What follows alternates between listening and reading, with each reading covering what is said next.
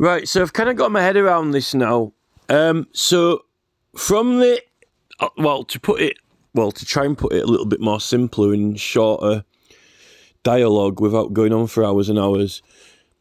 So what Robert F. Kennedy said the other day in the interview with the woman with the red hair on his channel, on the Robert F. Kennedy campaign on YouTube. So they're basically disclosing and giving evidence of very unsavoury and unethical practices in the corporate business sector to do with policies and legal actions, suits. It's like this whole Dragon's Den model have been pushing on television, and then they've got the whole Sir Alan Sugar thing. Yeah, all the companies are falling under these dragons and falling under these, bigger BlackRock Vanguard investments and so forth.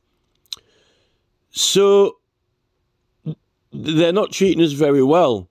Now, the main complaints are over rights, particularly political rights. And we know that they're obstructing us in the petitions committee and putting standards there that aren't supported by statute law or standing orders of parliament or even in any legislation. They're putting very unjust standards that aren't really standards. It's not any punctuation or grammar standard. They're even admitting things that you have a lawful right to petition for and bring grievance of, claiming you can't do it. So their standards are actually really not standards. As an impartial government, they're actually being biased, and it's political party biased. And the political party biased is very much aligned. What we're finding is that these political party biasts are very aligned with these corporate biasts.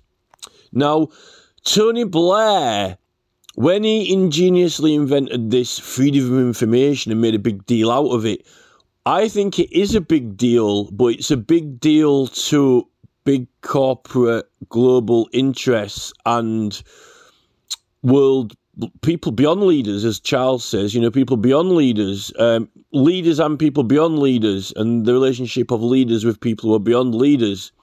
Because you see, at the moment, they've got this panic thing where they think that, if people have this immunity when they've got the right to petition and investigate like police, but at a higher level, like, a parliamentary casework level, and they have immunities, what they're going to do, they're going to get all this confidential information, Coca-Cola secret recipe or God knows what.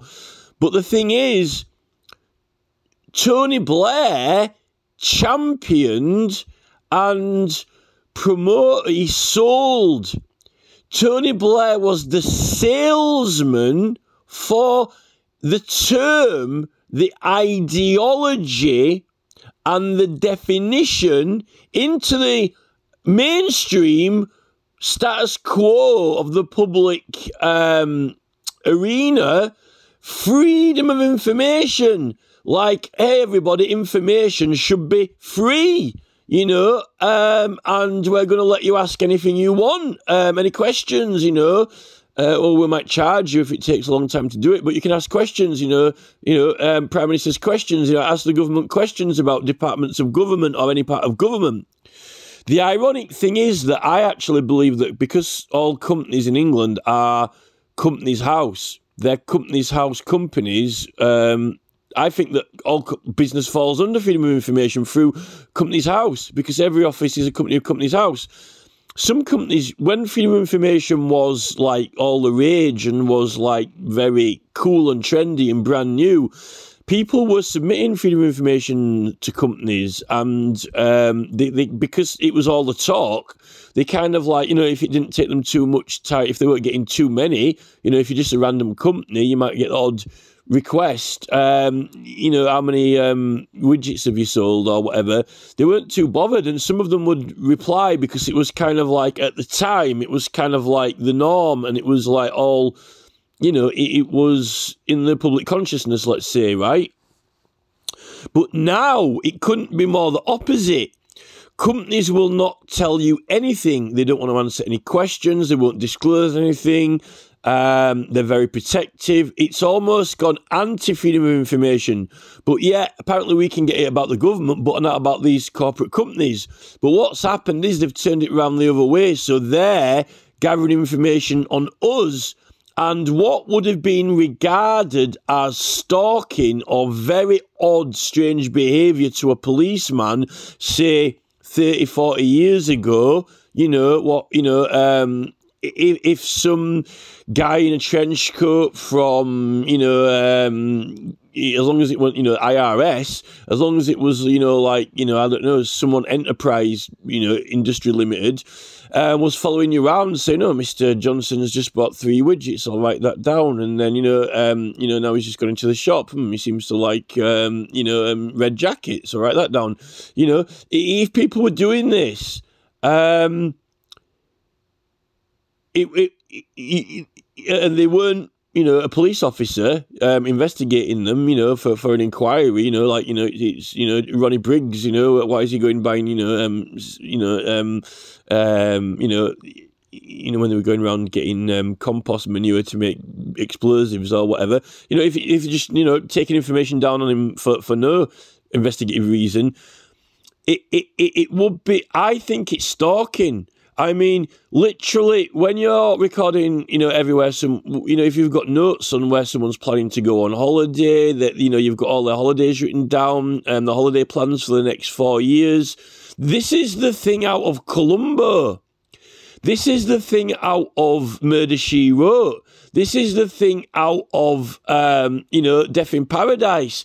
These are people who would pursue such informations on persons, and then, they know that, they're going to be at a certain place at a certain time, how long it takes them to get in and out of the building, all this data, many advantages, so Tony Blair says, many advantages, right? This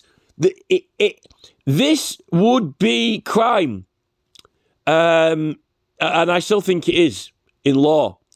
I don't think the law's changed that much, and I'm absolutely certain that the police, if a person was going around doing this in person, of what type of thing they're doing to you on the phone that we can't really see, because, it's all concealed, it would be stalking. It definitely would be, you would prosecute for stalking, and I can guarantee that, if it was making the person feel uncomfortable as well, you would get a conviction out of it. And I don't know what's happened, but Tony Blair threw a stone, like when you throw a stone into water and watch it bounce and skip, like a skipping stone. And it went skip to David Cameron, sold off all the businesses of, like Royal Mail and so forth. That was all people's information and private information about their mail. A lot of it was required for democratic function. They threw a skipping stone. And we've ended up now with that there is quite the opposite of freedom of information, really. They don't want to give any information, but they've got all the information on us. I think what Tony Blair started off with was to get us all okay and all right with information being free. I think they thought, right, we want to get the information off everyone and we want to know everything, so we'll go first. We'll, stick the toy. We'll make it look like it's okay to do this. So well, come on then, ask us anything you want, come into the government, have information, ask us whatever you want.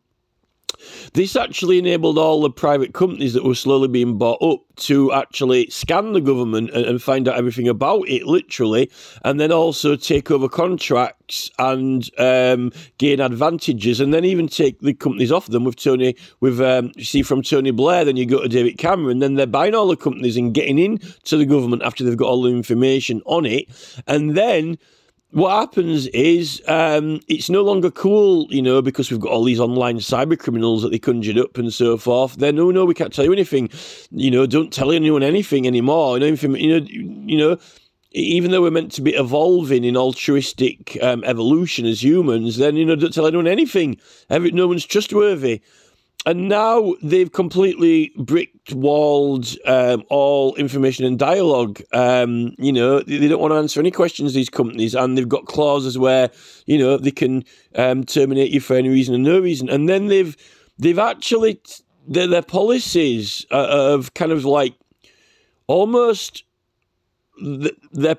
David Cameron said it was going to be competitively priced, but what he meant is that him and his peers were going to compete against us, so we couldn't afford any prices, and then we can't afford to take them to court. We can't afford to sue them. In the small claims court online is not to win. What you want to win is you want to win the point of law. You want to win the point of law that I'm right, you're wrong. Because it's not about, they've set up the small claims court online that it's all about money, right? Oh, give me some money. Well, that's them paying you off, what it comes down to at the end of the day is if they pay you off. But, if you're right and they're wrong on a major point, then it affects everyone, why what are YouTube doing with the tax for digital services, which is actually what I wanted to talk about in this. So, focusing more now on eBay, with this in mind, now the thing with Neil Mohan, the chosen one, and Rishi Sunak, is that Sunak presents himself as this very family-friendly, modernist, technocrat, very, like Neil Mohan, that they're very up to date with the modern technology. They like modern technology. They want to advance and innovate modern technology, but yet they're claiming they don't, all the things that, YouTube and all these platforms are doing. You got Nick Clegg saying the government are way, way, way behind, Oh, the government are so far behind us, Mark Zuckerberg and Elon Musk and, Jeff Bezos, they need to catch up. But yet, that's a deception and a lie because, Rishi Sunak and Neil Mohan couldn't be better buddies. They are on the cutting edge of the technology, in fact, trying to push it with the new Department of Innovation and Technology. They're pretending they're not up with it so they can have an excuse for not enacting loads of new laws. Now, if Rishi Sunak, what gets me is Sunak and the most of British Parliament are obsessed with rights at the moment. Oh, we've got people kicking off, complaining. We need to, make loads of new laws for, the Public Order Act and things like that. Yet, if they would be as equally concerned and alarmed with what is happening in these platforms, the policies these platforms are making, we can terminate your account for any reason or no reason. Well, even if it's, criminal, well, no, you can't terminate it for that reason because it's unlawful. It would be an illegal, it would be an offence, a criminal offence. So, I don't think you can have a policy that even if it's against the law and it's dealt with separately, I don't think the policy could say, we can break the law because that's illegal. It's unlawful. Surely. So you can't have a policy that purports that you can do something unlawful because that would be against the law. And then you've got all the, accept cookies, psychology. Now they've got one on eBay, which is you're all caught up. Oh, now you're all caught up now, aren't you? You're all caught up in this, Well, are you all, are you caught up with mankind? Are you caught up with the pinnacle cutting edge of, technocrats? Are you all caught up with trillionaires? Are you all caught up with billionaires? Have you caught up with them in your finances? Or are you caught up in the intricate web of consumerism and addiction to foods, their products, and, shopping, loose women and, online shopping and whatever, you're all caught up in their web of influences like a little lab rat on a hamster wheel. You're all caught up in our web. And then to put the, nail in the coffin, your parents on the tablet or whatever, talking to the phone or talking to the tablet, going, find me some pictures of, some, God knows what, coins or something, right? And it's like, I found this on the web. I found this on the web. Like some little kind of familiar or gremlin, some kind of little elf, machine elf you've got working for you. I found this for you on the web. But what it makes me think of is that, these things don't serve us, they serve them. And what I don't like about it is it's like these tools with these gimmicky, really annoying and quite sinister voices. They are the servants of one master. They're making it look like, oh, it's all working for you. Oh, I found this for you. I found this for you. No, they've got the web. They've got the spider's web, and they are getting all the data on us. So the AI bots are their servants. They are constantly searching for things on their web, which they are weaving into our lives. Which I think it's stalking. And the government, are claiming now, it's, for safety, security, and, we've got to look out for terrorists. Sue Hall's like, we've got to look out for terrorists, right? All the time. But we didn't have any problems. I've just been looking at the magistrates' courts lists for Bromley, because there's been some political cases in there. And, there are a lot of foreign names on there. I'm not saying all of them, but there are a large number of, Abduls and Mohammeds in there. At least over 50%, I would say, of the names appear to me to be, not Jack Smith. They're more like, Muhammad Ali or, Motswava Bidanki or whatever. So, a lot of the crime is imported, whether you like that fact or not, it's a fact. You don't discriminate when you read facts off the page, it's factual evidence for whatever reason. And you've also got the, all these cameras and surveillance and so forth. I think that, it's a good business model if your business is surveillance cameras and crime. It's a brilliant business model to get more business.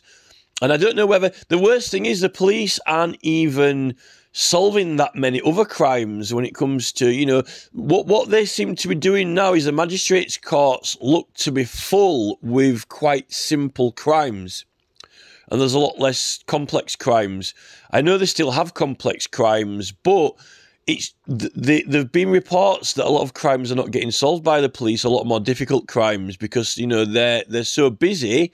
And even if you did have some sort of what I would regard as a complex strategic crime, which, involved, planning, forensics and so forth, even though, a lot of police say that this television crime is a lot of tosh, but, and it's, Madeleine McCann level sort of crimes, they're not going to have the resources or manpower to solve them, And I think that ultimately the idea is that they're going to get AI to start gathering facts on people, all the time, So they have like a supercomputer that can answer any question about anyone. And I don't think that is a good idea for us. If you have a country that doesn't have much crime, right, then you've got no... If you, have a model of a country and, you just make it and there isn't hardly any crime, why would you need to surveillance for crime or terrorism? You wouldn't.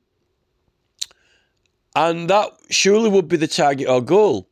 But how do you get there? It seems like the only way they're claiming they can get there is if we have absolute, complete, total surveillance, absolute surveillance and microchipping and everything, and that is the only way they're going to be able to get a grip on us to make us obedient enough so there is no crime, which means that they want to really psychologically influence us and physically control us and force us to have no crime. At that point, you're in shackles. Now, once they've got to that point, you know, who's holding the shackles? Likely the robots and machines. Are they going to push a button and then just shut them off and let us all go? It's almost like agreeing to the company policy, isn't it? You know, agree, submit to the company policy. And on that point, that's why I don't like this new option they've got. You know, I'm not a robot. I'm not a robot. I'm not a robot. Oh, aren't you? You know, I'm not a robot. You tick that box, but once you tick that box, you know, you're agreeing to all their policies, and that literally signs away. What these companies are doing is getting you to give up all your humanness, all your everything that's freedom and human, not even illegal. You know, you'd have thought that the law was sufficient enough to govern people, but these companies are, you know, going a leap and bound further than the law. The law clearly isn't enough for these companies, you know. Why would you even need any policy at all? Shouldn't the legislation of the country that you live in perfectly serve all its citizens in business and leisure? Why need policies with intricate and ridiculous clauses if the law is not good enough? You know, so to me, it seems like, you know, everything that, you know, really they can't get away with doing in the legislation because the citizens won't put up with it, they're doing it in their company policy because they can only get away with it by you signing up. I'm not a robot, but you become a robot because once you tick that box and said, I'm not a robot, you become their little bot. You become their little bot boy with no rights, their little bot boy with no, you know, political rights. You become their little boss boy. You know, company policy. You know, and if they're buying up all these services, and every service has got these contracts and agreements to use that service, you end up, there's no service you can use that you don't agree to their policy with. So what would be the point in having a country and a kingdom with legislation that is every single service, once they've purchased them all, you instantly have to even be allowed to use it. They won't agree to let you even use their services until you've signed away to their policy, which is another metaverse of a reality and laws to what the country is. So, effectively, you don't really have a government and laws. Or you can't use it. It's almost like, you know, well, it's ridiculous. It is ridiculous. It's like literally being given a straitjacket, you know, you're free to walk around the room as long as you agree to wear the straitjacket. So, you know, well, the laws of the country are, you know, you can do what you want in this room. That's the law. But our company policy is you must wear the straitjacket. So therefore, you know, there's, you know, as the room's now, you know, owned by the company, you have to wear the straitjacket, even though the law doesn't say that, but the company policy does. So, you know, no one would agree to that.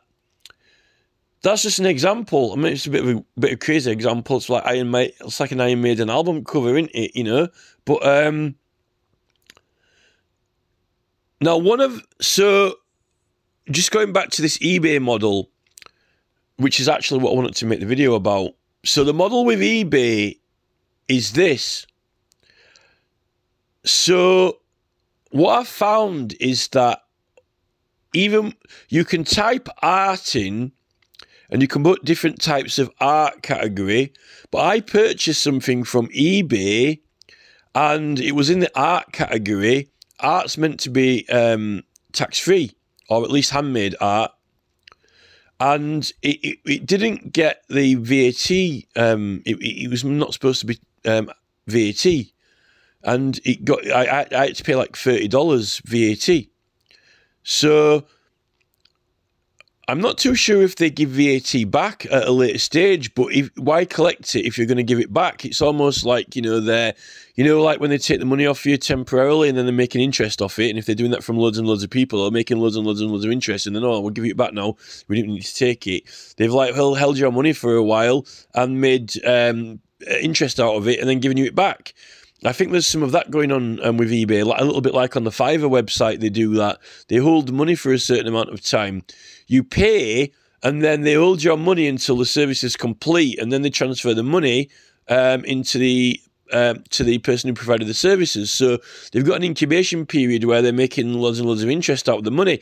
I'm starting to think eBay do that when they take VAT in between taking it and giving it back, because looking at the categories, it's very hard to find the categories that are VAT free. They've got books. They can't charge VAT on books. But, you know, Jeff Bezos is, you know, he deals in books. That's his main business. But as for the other categories, I'm finding it very hard to find, you know, like handbills, you know, when you type it in. I don't find the category for handbills, and I've tried to type it in manually. I found some people who've listed handbills, but I think that's just in the title, not in the category. I don't seem to find adverts in advertising either, or like leaflets or anything. So I'll have to have another look. But the main grievance with eBay is this. So what I think they're doing is this, right? And I'm not saying that it's any, you know, the staff are just doing what they're told. I think the staff are victims just like us, but victims who are under, you know, advanced command of, you know, superiors, basically. So, you know, they're being paid and told what to do all day. So, you know, they're in a regime that is, you know, to the interests of the corporate entity. I don't think that particularly any of the staff are bad, but I think the people who own it and in charge of it know exactly what they're doing. And that is this. So, and particularly on YouTube as well, there's a model, and the model is this, right? If you are a Group 9 body, which is educationable, charitable, or political, or religious, then Group 9 bodies don't have to pay tax, right? As long as you don't go over a certain amount. Now, the thing is, once you are successful and grow, then you have to register, and then you have to register for tax, but also, you know, register your charity or register your political party or whatever, you know, if you've got a political party. So, now, how do you get big, though? How do you get big, like, you know, Oxfam or, you know, these Greenpeace or these other big charities, or how do you get big like a political party? Well, you've got to be successful, right? You've got to be successful, even if you're a little small political movement or whatever. But in order to become successful, you need to be able to start up. Now, on both YouTube and eBay, they're not recognising small political charitable bodies. And they've got it into the industry at large, all the sectors at large, where they've trained and groomed people, even on, you know, Royal Mail and so forth, that registered charity. They've got this monkey term, this throw-out term, this conditioning repeatable slogan, which is registered charity. So it makes everyone think that you have to be registered to charity to not pay tax, but you don't. Now, how do you become a big charity, a big registered one, is you've got to be a successful small body, right? Now, if they're not allowing you, if they're making you pay tax when you not have to, you're not going to be very successful, because you won't be able to do more and more and more and more and grow big the proper way without paying tax, right?